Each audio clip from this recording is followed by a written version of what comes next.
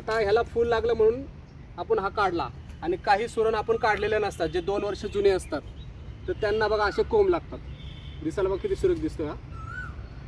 आणि ह्याचा हे डिझाईन जसं काय जेणेकरून सापासारखं दिसतं, याला सापकांडी सुद्धा म्हणतात आदिवासी लोक जंगलात.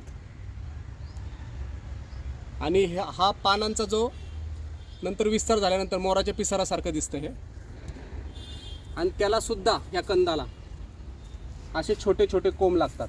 ह्याच्यामध्ये सुद्धा 3 ते 3.5 किंवा 4 किलोचा कंद आहे जमिनीत, जो 2 वर्ष जुना आहे.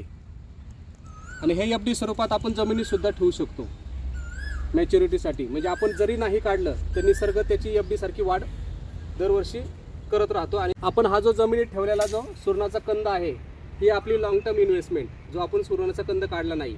आणि हे जे छोटे छोटे आहेत हे त्याचे डिव्हिडंड आहेत, हे दिसत आहेत. आणि बोनससुद्धा ह्याची परत पिल्लं तयार होणार, ह्याच्यापासून अजून मॅच्युरिटीचे नवीन नवीन कंद तयार होत राहणार.